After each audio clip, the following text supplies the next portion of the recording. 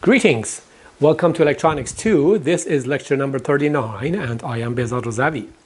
Today we will talk about some applications of feedback in real life and see how what we have learned so far becomes useful in learning about these applications. And then we will go back to the current voltage feedback topology that we started last time and studied more carefully, derive some of its properties. And then we'll finish up with the fourth feedback topology, namely current feedback. And that completes our study of four possible generic or canonical feedback configurations that we can conceive. All right, so remember that last time we started looking at the voltage current feedback topology. We derived its properties. We saw that we are sensing the output voltage, so the feedback network goes in parallel with the output, and then we are returning a voltage, returning a current to the input. So to produce a current here and add that current to the input, we have to place them in parallel and apply the result to the feed-forward amplifier. The feed-forward amplifier has a gain given by how much voltage it produces for how much current it receives, and as such its gain is expressed as a resistance. Okay, and then we saw that, for example, we would like this input impedance to be infinity, this output impedance to be also infinity, because the feedback network should act as a current source as far as this port is concerned. And then we saw that there are different implementations of this idea at the transistor level. And one final conclusion was that even a circuit like this can be considered this type of feedback topology. And this came to us with the idea that if this voltage swing is much larger than this voltage swing, then I can say that the current through RF is approximately equal to this voltage divided by RF. So I'm returning a current to the input proportional to the output voltage, and that's the role of this feedback network, right? It says I return a current here which is equal to K times the output voltage. So that resistor qualifies as a feedback network in a voltage current feedback topology. Okay, and then we saw that this configuration actually has interesting properties. We found the input impedance from Miller's theorem, and that was RF divided by 1 plus A0, A0 being the gain of the op amp. So it has a relatively low input impedance, and of course we like that because any circuit that senses a current should have a low input impedance. It's a little puzzling that this circuit is an op amp, so its input is not a current quantity, it's a voltage quantity. So strictly speaking, this op amp does not satisfy this definition. But if you take a step back and not worry about this one, we see that still we are sensing the voltage at the output and we are returning a current. So we can still call this voltage current feedback, even though the op-amp itself is not a transimpedance amplifier. It is the final result, this whole thing, that becomes a transimpedance amplifier. Okay, and then we went to the next feedback topology. This is the third one, current voltage, which means we are trying to sense current at the output and return a voltage to the input. Now, how do we sense a current? Well, we have a wire that carries a current. We have to break this wire and place our current meter in series with the wire. So that's what we did. This amplifier was delivering a current to some loop, to some wire. We cut this wire here and replaced the feedback network in series with it. So ideally, the feedback network must have a zero resistance so that it doesn't disturb this loop while measuring its current.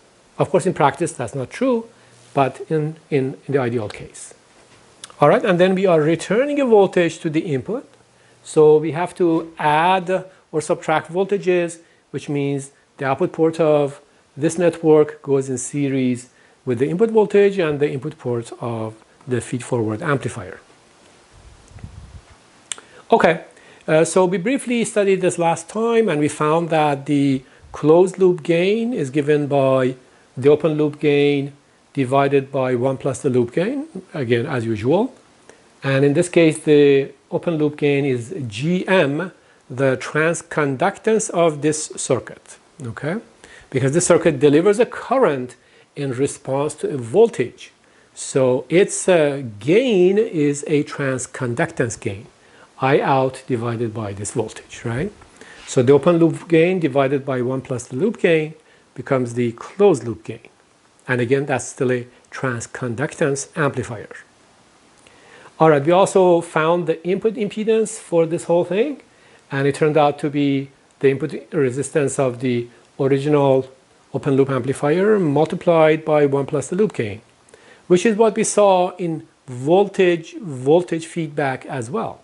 After all, because we are returning a voltage to the input, we are trying to make the circuit a better voltage sensor, voltage amplifier, so its input impedance should go up towards infinity.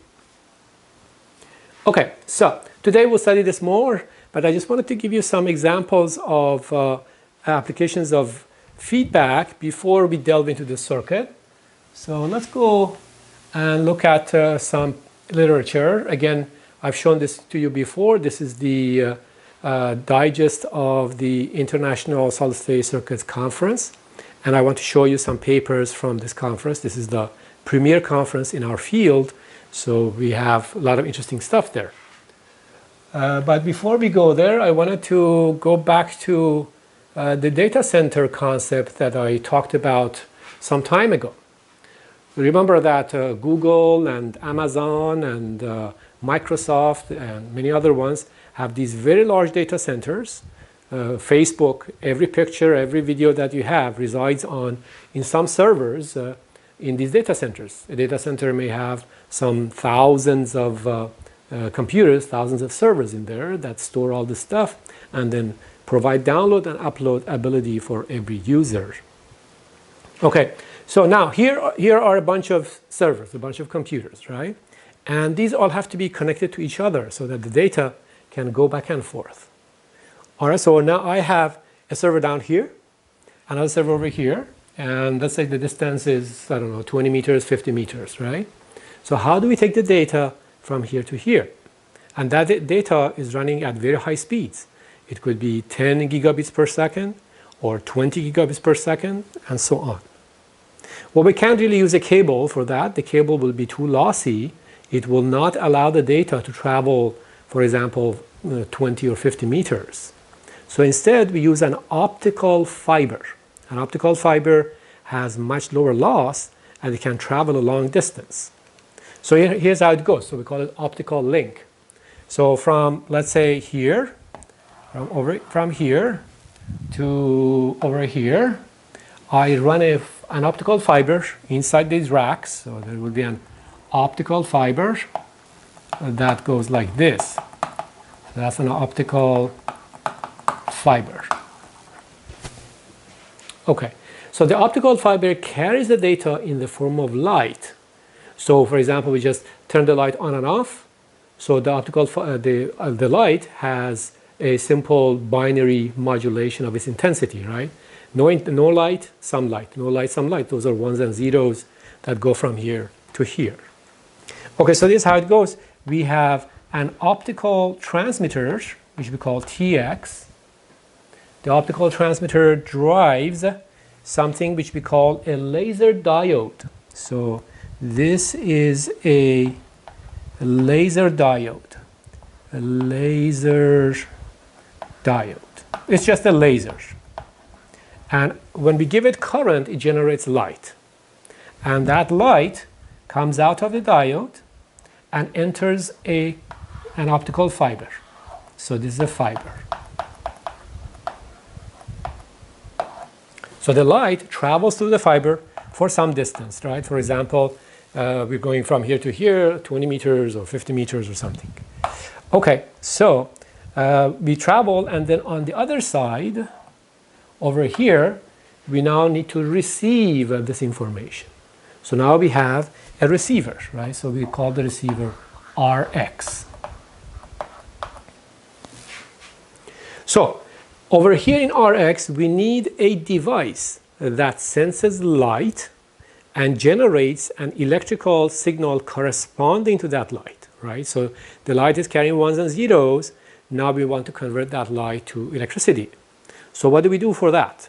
Well, right here, actually we use another diode, and this diode is called a photodiode, not to be confused with the laser diode.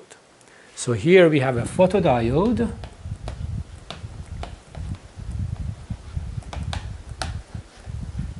And a photodiode is simply some sort of diode, a p-n junction, that when we give it light, when we apply light to it, it converts the light to a voltage or a current. Actually, it converts it to a current. So the more light intensity we have, the larger the current produced by the photodiode. Okay, and it is this photodiode that now right here has to drive the receiver. The receiver has to take the current that the photodiode produces and then process it and find all the data from it. Okay, so this is an example of an optical link, optical communication link from here to here. All right, so now if we have a photodiode, we can model it by a current source, as I said, because it produces a current, right? So the photodiode is equivalent to a current source. Okay, we call that the input current. Now, where should this current go? This current will be the input of some circuit, right? Well, the natural choice would be a trans-impedance amplifier, a TIA, which receives the current and processes it, amplifies it, gives us a voltage as a result. So that's exactly what we see here. So let's go to this paper from the ISCC. This paper is from IBM, and it's called a 56 gigabit per second optical receiver, right? Don't worry about the rest of the stuff. So the circuit looks pretty complex, but we're not interested in all of it. Just look at some of it, and you can see right here, that's the photodiode that I mentioned. It's acting as a current source. We come in, and here's a TIA, you see? In fact, it's very similar. It's an inverting amplifier, like an op-amp. It's not an op-amp, it's simpler than that. In fact, it's a CMOS inverter, as you can see here, and then with the resistor around it. So that becomes the TIA. The TIA is really this whole thing, not this, but the whole thing, right? The whole thing is the TIA. So we take the current, we give it to the TIA, it converts it to a voltage, and then that voltage goes to another voltage. This is called a variable gain amplifier. It's another amplifier, and it goes to a lot of stuff. You see there are lots of things here. What's this? There's a flip-flop, we call it a slicer. There's a delay line here, there's a clock and data recovery circuit here. There's I and Q calibration, IQ generation, phase rotation, divide by 2, all sorts of things. There's so much for us to go and learn, right? We have just barely touched the surface right here. So we have to learn all this stuff before we understand what the circuit does, what this receiver does, right? There's a lot of stuff to learn. Okay, so that's one example of using TIAs, meaning voltage current feedback in communications. Now, it turns out that we can also use it in wireless communications, not just optical communications. So here's an example of a receiver or transceiver. It's a wireless transceiver from Analog Devices, which is used for base stations, you know, I mean towers, right? The cell phone towers have this type of receiver in them. So again, it's a pretty complex circuit. We don't know what's going on here, what this means, what these are, and so forth. But right there, you have a TIA, right? So again, the TIA is really this whole thing. This is called the TIA. It receives a current here and generates a voltage here, right? And they have two of those in the circuit. And then that goes on to an analog to digital converter and also some stuff. So again, there's so much stuff to learn here, right? What are these things? This is a mixer. What does the mixer do? This is a DAC, digital to analog converter. What does it do here? Analog to digital converters, right? Peak detectors. Then you have attenuators. You have down here also some interesting circuits on the bottom. So you can see local oscillator, multiplexers, pulse generator, local oscillator delay. A lot of stuff, right? But the point is that what we are learning as feedback actually is very useful. All right, so let's go back to where we started and talk about current voltage feedback. All right, in the next step, we would like to find the output impedance of the circuit. Okay, so among the feedback topologies that we have seen so far, this one is the first one to sense a current, right? Previously we had voltage, so we sense the voltage at the output. Then we had voltage current, so we still sense the voltage. This is the first time we are sensing the current at the output. So let's see what happens with the output impedance. All right, so no problem. I'm going to model this amplifier with a finite output resistance. So now you're going to go back to the amplifier models that we had some lectures ago and review those. We said that in that case, because this circuit is generating a current, I have to draw its Norton equivalent. So that would be a current source like this and responsive to a voltage. So here's a voltage. We can call this voltage V1, and this current would be the gain times V1, GM V1. But it's not an ideal current source. It has a finite output resistance, right? So that's what we call R out, and it goes in parallel just like a Norton equivalent. All right, so what I drew here is the model of the open loop amplifier or the feed forward amplifier, right? This is what we bought, and now we're applying feedback around it. Okay, so let's go ahead and place our feedback network here, and I'm measuring this current, so I have to go through this in series, right? So here's I out, and then I am returning a voltage, so these go in series, and my input is here. Now I'm interested in finding the output impedance. So I set the input to 0, right? Okay. Now how do we find the output impedance? All right, so here's where things get a little tricky. So we have to be very careful about the definition of the output impedance. When we had a voltage amplifier, it was not that hard. We said, okay, here's the output port. I just go and apply Vx and Ix, and I measure the output impedance, right? But when we have an amplifier whose output is a current quantity, the story is a little different. All right? So let me try to write that here. So here, consider just a standalone amplifier like A1 or GM. As I said before, because this wants to deliver a current, it does not like to see an open circuit here, right? So we have to put a short circuit here and measure this current.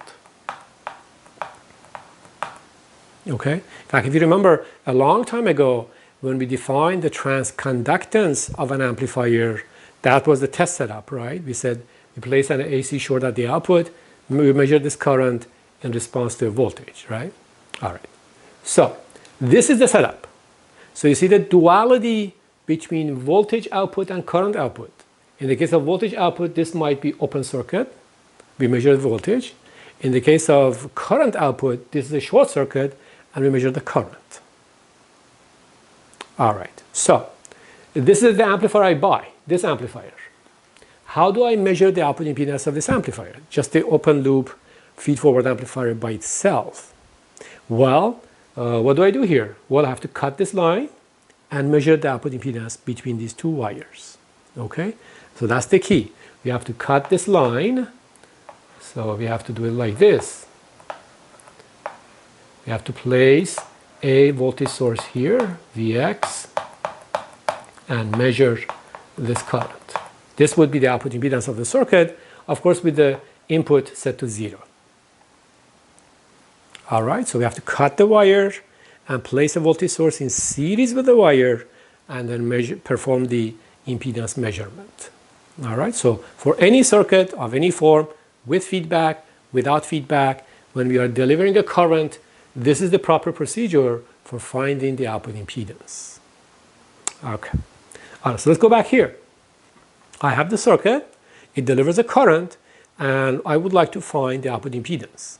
So what I have to do is go and cut this place here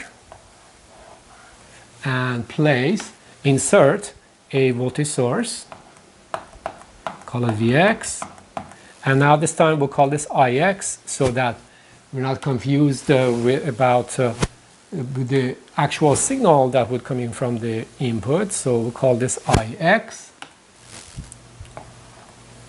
And this is the setup for measuring the output impedance of the circuit. Okay, so, all right, it shouldn't be that hard, right? We've done this a number of times in different topologies, so we just follow the signals and see what happens. All right, so the current going into the output port of the feed-forward amplifier is Ix. How much is this current?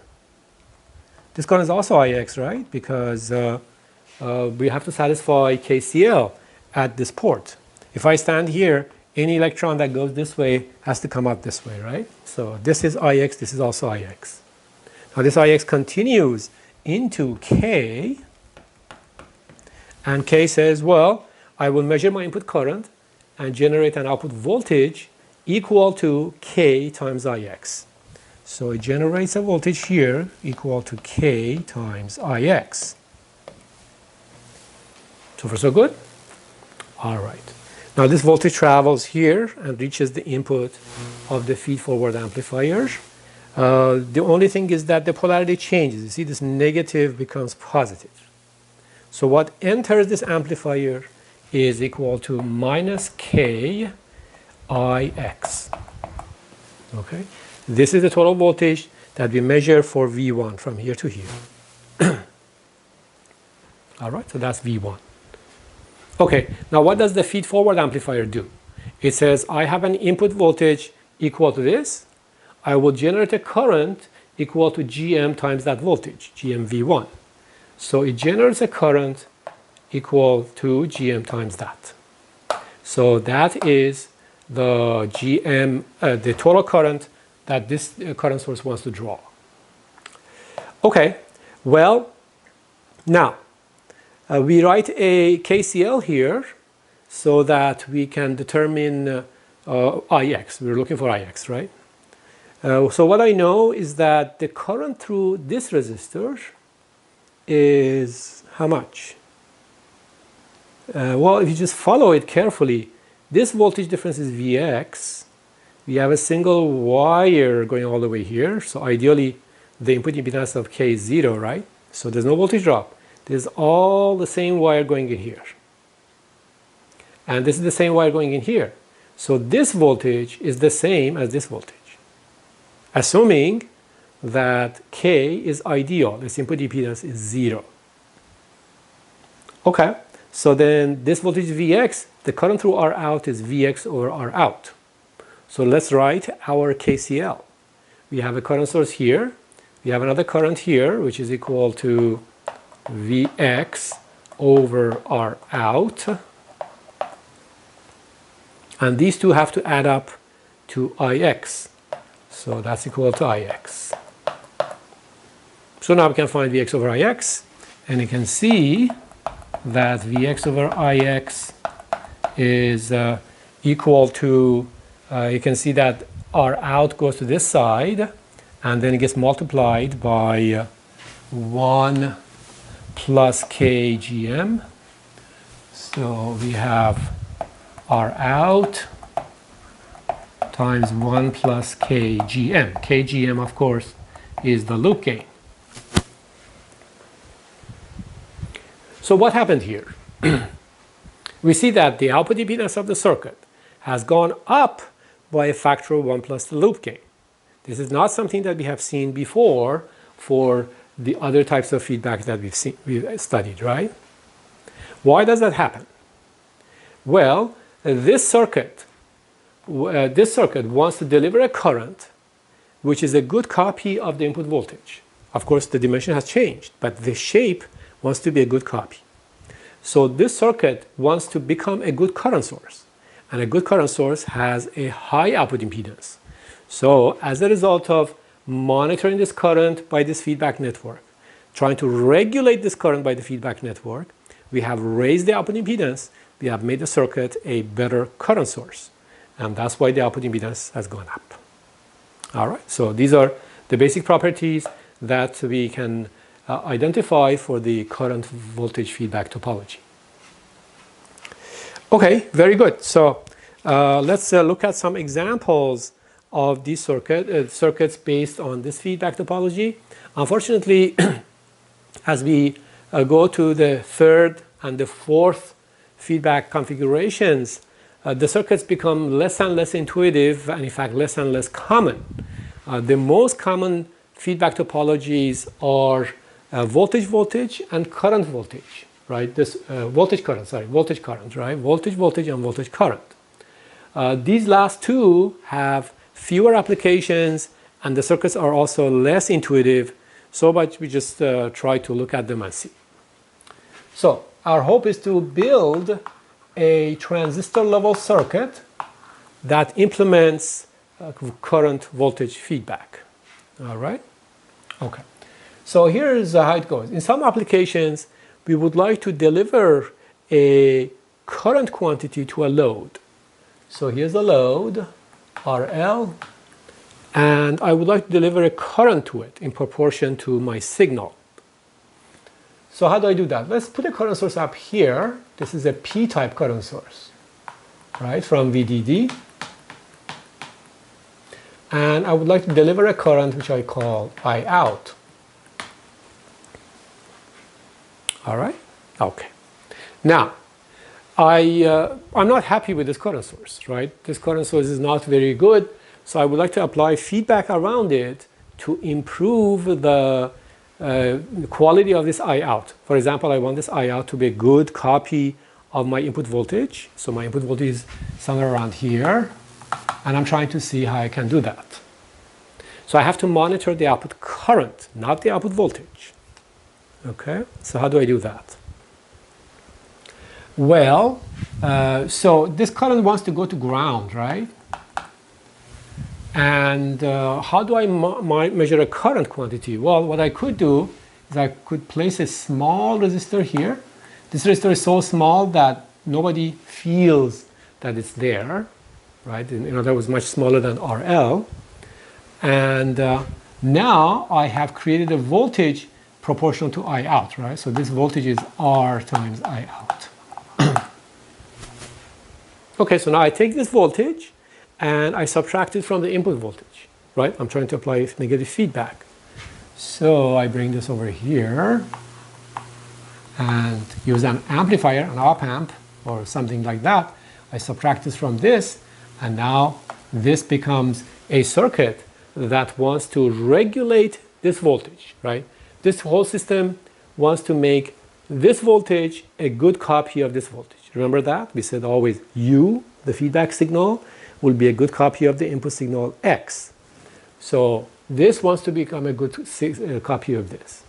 And now because the output current and this voltage are related by a simple constant number, this output current also becomes a good copy of this input voltage.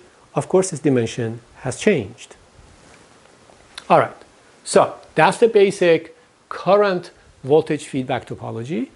And the only thing that remains is which one of these should be plus, which one should be minus. So here's a quiz. I'll give you 1 minute to think about it, right? How do we choose the inputs of the amplifier to ensure negative feedback, right? Negative feedback. Okay, so think about it for 1 minute.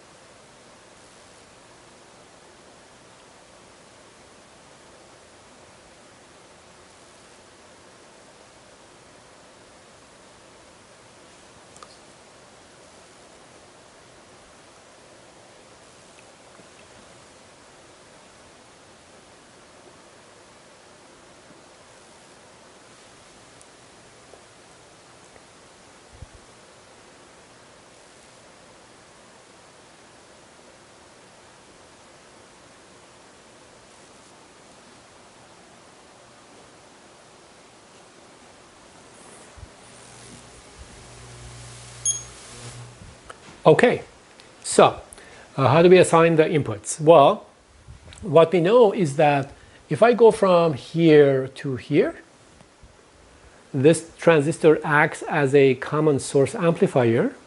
So the voltages between these two nodes have an inversion between them, right? The voltages. We know that if this voltage, for example, goes down, this voltage goes up. So there is already an inversion associated with this stage. So this amplifier must not invert. So we put the plus sign here and the minus sign here. Okay, you can also check by cutting this wire, going around the loop, and finding the sign of feedback. All right, in the next step, we would like to formulate the properties of the circuit. So we want to see the open loop gain and output impedance, and then the closed loop gain and the output impedance, right? We should expect similar results, right? The gain should drop by 1 plus the loop gain. The output impedance should go up by 1 plus the loop gain. All right, let's do that. So let's start with open loop parameters.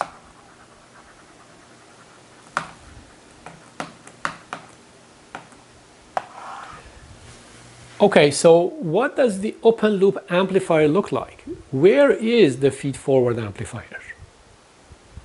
Well, in analogy with what we had before, the generic configuration, remember, something like this, X and Y and K and A1. We are looking for the circuit that starts from this subtraction and goes all the way to Y, right? And that circuit would be all of this. So the feed-forward amplifier consists of this and this. Okay, so the voltage goes in, you can assume this is grounded. So that's V in, and this is I out. Okay, so this is that A1. Now again, if you have doubts about this, remember, for example, in a voltage feedback system, right? Remember how we did this? So we call this A1, right? A1 was the circuit that finds the difference and then amplifies and brings it to the output. So that was our open loop amplifier. So here, our open loop amplifier starts from here and ends here. It delivers a current. Okay, how much is the open loop gain? So the open loop gain, which we denote by GM, is equal to, let's say this amplifier has a gain of A0. So we amplify this voltage by A0. And then whatever voltage we have here becomes a current, and that conversion is the GM of the transistor. So that gets multiplied by GM of this transistor. So now that becomes the overall gain from here to here. So this is I out over V in. So this is the open loop gain of the circuit.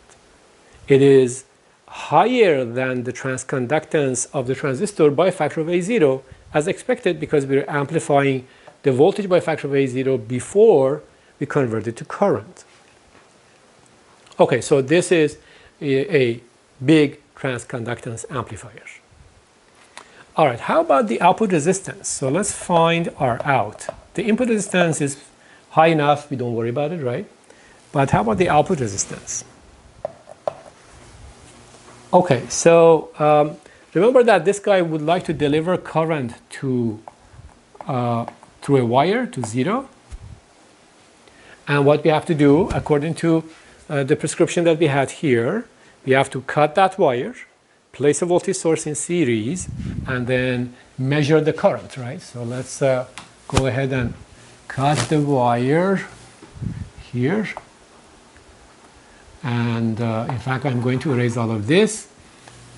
And then we inject a voltage source here. And our objective is to find Ix. This would be the open loop output impedance, like this here, okay? When this is set to 0. So how much is that? All right, well, if you set this voltage to 0, this AC voltage is 0, right? So we are looking into the drain of a MOSFET whose gate and source are at AC 0, AC ground. So the only thing that we see is the output resistance of the device, right? So we just see RO of this device. So the output impedance is just RO. In this case, I do have to include channel length modulation, because if I don't, I get infinity for the output resistance. That's not particularly useful, right? So we have to consider that. Okay, so these are the open loop parameters. Now let's look at the closed loop parameters and see how we find them. So closed loop parameters. All right, so the gain,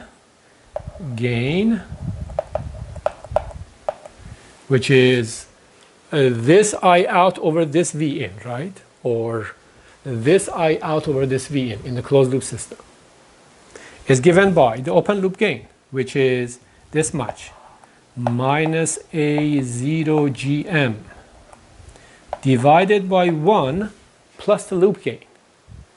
The loop gain is equal to the feedback factor times the open loop gain, K times A1, right? K times A1, that's the loop gain. So we can try to find K, because we already have A1, right? A1 is the open loop gain, is this much. We just need to find K and then multiply them. Or if you don't like that, you can say, well, this is the loop gain, right? What goes in here is the loop gain. This one is the loop gain. So I can just cut this wire somewhere, find the loop gain.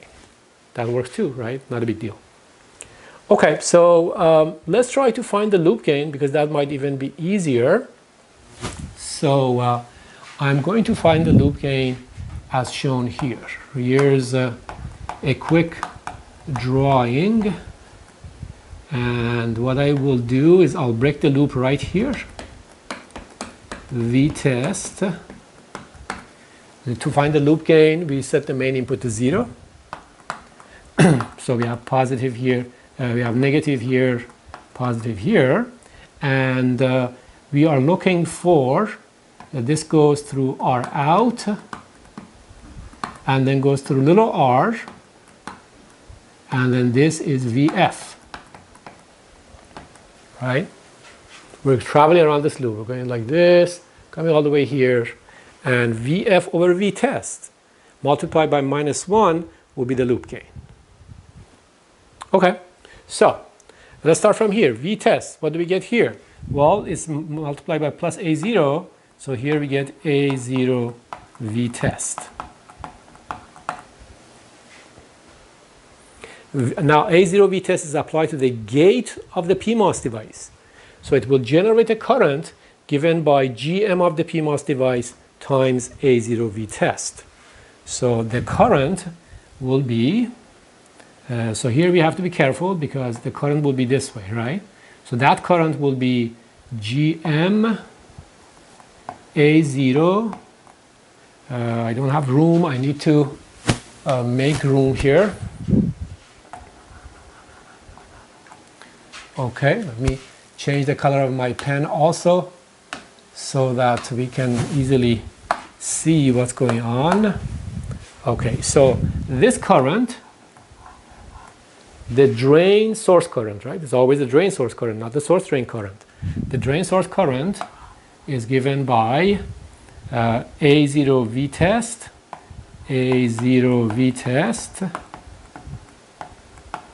times Gm of the PMOS device. That's the current that flows upward through the MOS device. Remember, for the spot signal model, the current source always goes from the drain to the source terminal, right? So that current will be A0 Vtest Gm. Okay, now we travel, this current flows through everything, right, including R. So the voltage across R, little r, this voltage, which is Vf, so Vf is equal to R times the current through it. Okay, but because we assume Vf is positive here with respect to ground, we have to multiply this current by a negative sign, so that point is pointing downward, and then multiply it by R. So it will be minus A0 Vtest Gm. So that tells us that Vf over Vtest with the negative sign, which will be the loop gain. So the loop gain is minus Vf over Vtest, and that's A0 Gm times R. So that goes right here, A0 Gm times R. Okay, so this is the closed loop gain. You could try to find K separately if you want.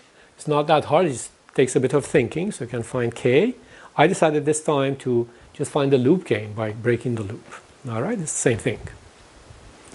Okay, so here's what we have obtained so far.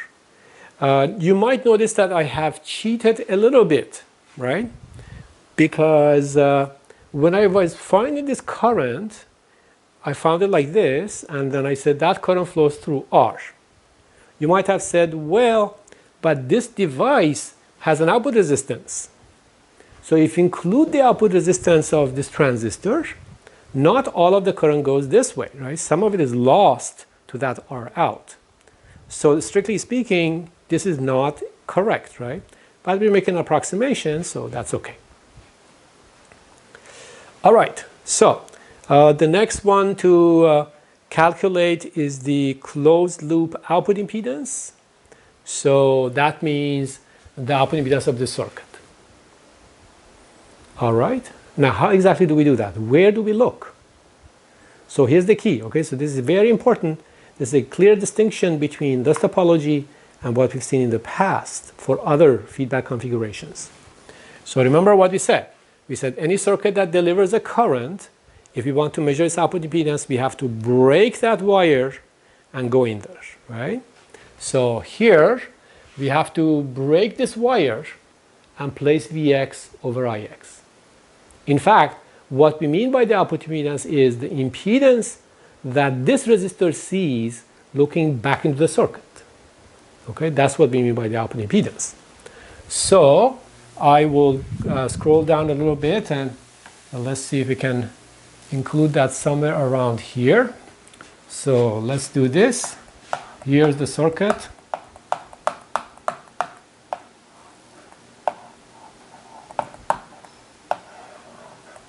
So we set the input to 0. All right. I am breaking this wire and placing Vx here. And Ix is this current. All right. So what happened to RL?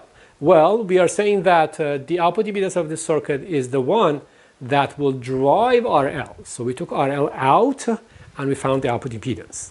This is similar to finding the output impedance of a voltage system. If you wanted to find the output impedance here and you're driving a load, you exclude the load, right? You say, well, I don't care about the load will come later.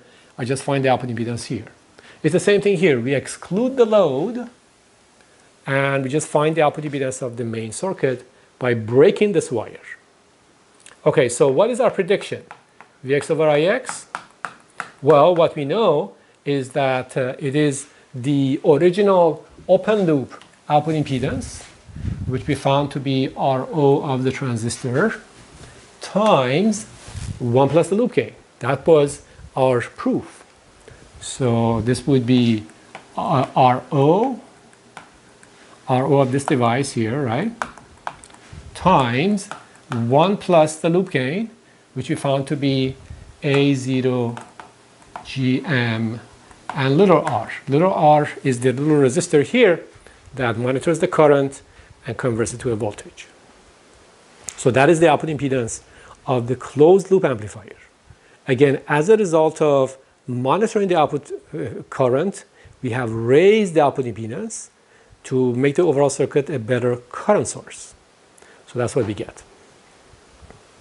Okay, well, looks like we don't have time for the last feedback topology, namely current feedback, but that's okay. It's not a difficult circuit. We will briefly talk about it next time.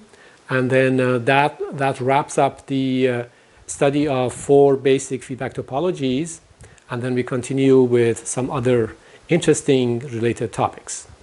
So this concludes the lecture today. I will see you next time.